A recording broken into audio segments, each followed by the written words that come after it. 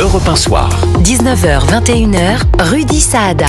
Allez, deuxième heure de ce Europe 1 Soir avec à mes côtés pour décrypter jusqu'à 21h l'actualité du jour. Ophélie Roch, professeure de français et journaliste. Bonsoir. Bonsoir Rudy.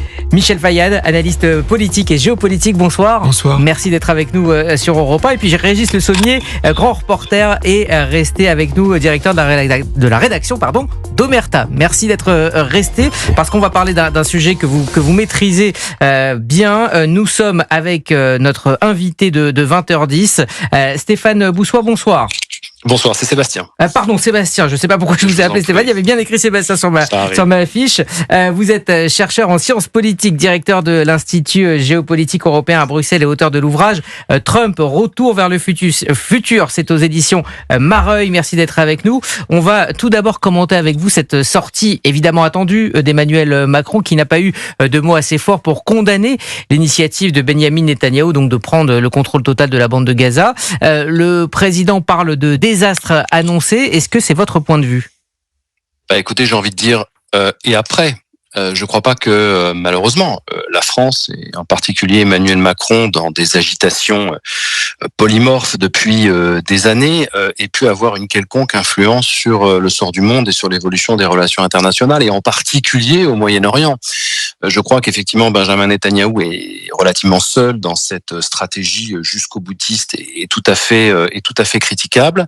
Évidemment, Benjamin Netanyahou est pris entre le marteau et l'enclume, une menace sécuritaire qui n'a de cesse de s'amplifier depuis maintenant plus de 2 ans, et de l'autre côté une coalition encore plus que fragile aujourd'hui, avec des partis politiques qui ne veulent strictement aucun compromis avec le Hamas et avec les Palestiniens en général. Donc quand la question des otages ressurgit, parce que Netanyahou n'en a jamais fait une priorité dès le début, dès le 8 octobre 2023 malheureusement, aujourd'hui on est au bout du scénario, et donc sa stratégie c'est de tout faire seul, effectivement, en essayant de maintenir coûte que coûte ses parrains politiques, qui ne sont pas des tendres, c'est le moins qu'on puisse dire, pour essayer de libérer les otages, mais surtout pour essayer de venir à bout de cette menace sécuritaire, quelles que soient quelque part les conséquences désastreuses humanitaires. C'est déjà le cas à venir. Alors, Sébastien Boussois, hier, Benyamin Netanyahou a convoqué la presse internationale, une manière pour lui de se justifier et de parler de ses objectifs. Je propose de l'écouter. Jeudi dernier, le cabinet de sécurité israélien a ordonné aux forces armées de détruire les 2 derniers bastions du Hamas à Gaza. Contrairement à de fausses informations, c'est le meilleur moyen de mettre fin à la guerre et le meilleur moyen de le faire rapidement. Notre objectif n'est pas d'occuper Gaza. Notre objectif est de libérer Gaza, de la libérer des terroristes du Hamas. La guerre peut se terminer demain si Gaza, ou plutôt si le Hamas dépose les armes et libère tous les otages restants. Et nous ferons tout ce qui est en notre pouvoir pour défendre notre pays, notre peuple et notre avenir. Nous gagnerons cette guerre avec ou sans le soutien des autres. Alors Benyamin Netanyahou s'est ensuite exprimé en hébreu pour le public israélien. Parce qu'il fait face sur le plan national à une très forte opposition de son chef d'état-major, Eyal Zamir, qui est contre ce plan, le Forum des familles d'otages qui évidemment craint pour la vie si fragile de leurs proches. Quelle posture adopte Netanyahou selon vous ? Est-ce que il dit voilà, nous serons seuls ? Est-ce que c'est un homme d'État qui prend une décision courageuse, ou est-ce qu'on est devant un homme politique qui est dans la fuite en avant, comme le dit Emmanuel Macron aujourd'hui ? Écoutez, c'est compliqué de non pas de peser le pour et le contre, mais en tout cas de voir à quel point il y a cet homme qui a plus de 70 ans, qui est en fin de carrière politique, qui marquera l'histoire d'Israël dans un sens ou dans un autre, et qui, quelque part, a une forme de cohérence. Depuis 2 ans, il s'accroche à ses objectifs de guerre qui sont à la fois de détruire le Hamas, de sécuriser Israël et de libérer les otages. Tout ça n'est pas très concluant depuis 2 ans, tout simplement parce que les armées aujourd'hui ont des grandes difficultés à pouvoir appréhender des phénomènes de guérilla, comme c'est le cas à Gaza, qui plus est quand ces combattants vont se réfugier dans des poches civiles et dans des endroits extrêmement sensibles. Lui, il s'accroche à son projet depuis le début, qui est la destruction du Hamas et la sécurité d'Israël. Or, les deux me paraissent extrêmement compliqués aujourd'hui à voir aboutir. Le Hamas n'est pas juste une organisation paramilitaire qui serait affaiblie aujourd'hui, elle est avant tout une idéologie et Même si l'objectif initial de Benjamin Netanyahou est d'en finir avec le Hamas, je crains et j'ai bien peur qu'il ait produit des générations de jeunes Palestiniens qui voudront se venger de tout ça. Alors il a aujourd'hui effectivement tout le monde contre lui, mais vous savez, c'est un peu à la mode Trump, finalement, seul contre tous. Il se sent peut-être plus fort, en tout cas convaincu qu'il a un destin. Mais encore une fois, quelle autre alternative aujourd'hui, s'il avait fait, à mon avis, de la libération des otages une priorité dès le 8 octobre 2023, je pense qu'on serait dans un scénario tout à fait autre, où il y aurait une libération des otages, où il y aurait peut-être une capitulation du Hamas, mais en tout cas, où les Palestiniens et les civils ne seraient pas encore sous le feu et sous le joug de ce qui risque d'être extrêmement violent dans les jours et les semaines à venir. Michel Fayad, on sent effectivement le Hamas renforcé par les dernières séquences, notamment par l'émotion suscitée par les images de ces enfants amaigris, certaines relayées parfois d'ailleurs à tort, il y a eu des démentis dans les médias, mais il n'empêche que le Hamas a repris le dessus ces dernières semaines au niveau médiatique et donc dans les négociations également. Ma question, c'est de savoir, est-ce que cette stratégie de Benjamin Netanyahou de dire on va entrer et prendre le contrôle de la bande de Gaza, est-ce que c'est pas une manière de forcer le mouvement palestinien à se rasseoir à la table des négociations? En tout cas, c'est le cas, puisque ce soir, le chef du Hamas, Khalil El-Khal, a annoncé qu'il allait voyager au Qatar pour reprendre en Égypte pour recommencer les négociations. Donc, en tout cas, c'est ce qui se fait concrètement. Maintenant, le Hamas ne voudra jamais déposer les armes. Donc ça reste quand même le principal point d'achoppement et un peu comme on voit en ce moment même aussi au Liban où le Hezbollah a refusé également de désarmer. Donc en fait et puis même si je veux continuer, les Hachis Sha'abi en Irak, eux aussi ont même été institutionnalisés la semaine dernière. Ils sont devenus officiellement comme une force armée dépendante directement du cabinet du Premier ministre. Donc en réalité, il y a vraiment cette question-là, comment mettre fin à ces organisations alors qu'elles refusent de désarmer. Donc on peut critiquer la politique de Benjamin Netanyahou d'aller jusqu'au bout pour les combattre, mais en réalité, quelle est l'alternative? C'est ça le problème. Alors peut-être que l'alternative, je vais poser la question à Sébastien Boussois et je vous la repose à vous ici en studio juste après. Il y a un fait notable dont on n'a pas vraiment beaucoup parlé. Dans le sillage de la France, il y a 17 pays arabes qui pour la première fois ont condamné officiellement les actes du 7 octobre et demandé au Hamas de déposer les armes. Et parmi ces pays, on trouve l'Arabie Saoudite qui est un poids lourd, le Qatar, l'Égypte. Sébastien Boussois, qu'est-ce que ces pays peuvent faire pour débloquer la situation? Est-ce qu'ils n'ont pas la clé finalement? Alors non seulement Michel a effectivement raison, mais ça fait plusieurs jours que je ne cesse de parler de cette lettre et de ce courrier que vous venez de mentionner. Alors il est vrai que souvent on a tendance à dire que les pays arabes s'entendent souvent pour ne pas s'entendre, et puis il se trouve qu'il y a ce ferment, comme disait à l'époque le roi Hassan II, la cause palestinienne est un aphrodisiaque pour les pays arabes. Il y a un moment une sorte de cristallisation autour des pays arabes qui demandent quelque chose qui paraît de l'ordre de l'évidence aujourd'hui. Les gens qui accusent le Qatar d'avoir soutenu le Hamas, etc., alors qu'il était un intermédiaire avant tout demandé par les États-Unis et par Israël, se rangent aussi évidemment sur cette demande qui est à la fois la reconnaissance du drame du 7 octobre, mais également le désarmement du Hamas. Et Michel a tout à fait raison, c'est que je ne vois pas quelle autre alternative il y a dans ce contexte aujourd'hui. Et il y a évidemment quelque chose de l'ordre de la schizophrénie qui est de demander à un mouvement dont on souhaite l'élimination, la libération des otages qu'il détient. On comprend très bien partant de là que le Hamas ne rendra pas les otages parce qu'il sait très bien que s'il rend les derniers 25 otages vivants et probablement les 25 qui sont malheureusement morts, ça en sera définitivement fini. Alors la question se pose du désarmement, mais également de l'intégration. Est-ce que quand on demande au Hezbollah de désarmer, tel que c'est le cas en ce moment et tel que les Talibanais essaient de se ressaisir, est-ce qu'on intègre ces groupes et ces personnes dans une armée régulière ou est-ce qu'on les met de côté pour provoquer la frustration ou quoi?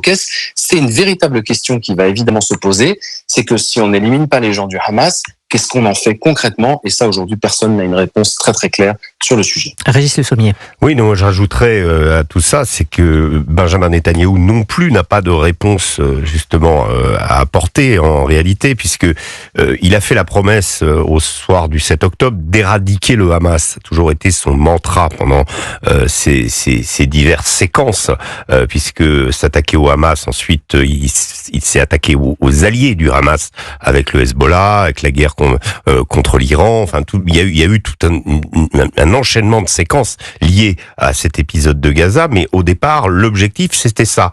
Et on s'est rendu compte qu'avec ces diverses interventions de Tsahal dans Gaza, eh bien, la question de l'éradication du Hamas, elle a été difficile à mettre en œuvre. Et elle n'est pas nouvelle, hein. Vous évoquez les dissonances entre le chef d'état-major de Tsahal, Eyal Zamir, pardon, et Benjamin Netanyahou, mais il y a eu déjà avec Yoav Gallant, qui était ministre de la Défense, qui avait dit explicitement on n'éradique pas une idéologie à propos du Hamas. Et le problème auquel est confronté Benjamin Netanyahou aujourd'hui, c'est que l'emprise du Hamas sur la bande de Gaza, elle n'a pas diminué. Une petite anecdote qui avait été, enfin petite phrase qui avait été prononcée par Anthony Blinken au moment où il a quitté son poste au moment de l'élection de l'arrivée de Donald Trump. Il avait dit le Hamas a reconstitué son potentiel militaire, pas militaire, mais son potentiel de militant d'avant le 7 octobre. C'est-à-dire qu'en fait, il a déjà recréé, c'est-à-dire qu'il y a eu un certain nombre de ces militants qui ont été éliminés, mais qu'il en a autant aujourd'hui. C'est Blinken qui l'a dit. Et donc, ça veut dire quoi? Ça veut dire que, oui, on n'éradique pas une idéologie. Oui, dans le contexte de la bande de Gaza, où on a un territoire qui est détruit à près de 80%, c'est clair que les familles des 2 millions d'habitants qui vivent là sont complices du Hamas, vivent avec le Hamas, et que le Hamas fait corps avec ça. Et permettre finalement à une autorité palestinienne quelconque, que ce soit le Fatah ou que ce soit une institution internationale, puisque Benjamin Netanyahou dit on ne va pas occuper définitivement, on va remettre le pouvoir à un moment, mais à qui veut-on le remettre? Et concrètement, qui pourrait diriger la bande de Gaza? Aujourd'hui, ça, c'est des questions absolument cruciales sur lesquelles, hélas, ni Benjamin Netanyahou ni personne n'a vraiment de réponse. Michel Fayad. Oui, je voulais juste rajouter une chose pour que les auditeurs le sachent, c'est que le 7 octobre, il n'y avait pas que le Hamas qui a fait les attentats. Il y avait également le djihad islamique et les brigades des martyrs al-Aqsa. Et l'un des leaders historiques des brigades des martyrs al-Aqsa, c'est Barghouti, que certaines personnes en France présentent comme l'alternative au Hamas, sans savoir que son organisation a participé aux attentats du 7 octobre. Et il y a aussi une autre chose qu'il faut dire, parce qu'Emmanuel Macron parle souvent de l'autorité palestinienne, c'est que ces mêmes martyrs des brigades al-Aqsa, ces brigades des martyrs d'Al-Aqsa sont liés au Fatah, font partie en réalité, même s'ils ont une grande autonomie, font partie du Fatah, donc de l'autorité palestinienne. Et donc ils ont participé au 7 octobre et ouvertement ils l'ont revendiqué. L'autorité palestinienne qui rémunère encore les personnes qui ont commis des actes de terreur. Non seulement ça, vous avez parfaitement raison, mais il y a aussi une autre chose. Certains ont été libérés aussi. Oui. Beaucoup de ces mouvements-là, du djihad islamique. Et on les a envoyés en plus en Cisjordanie, comme quoi il pourrait y avoir un nouveau front.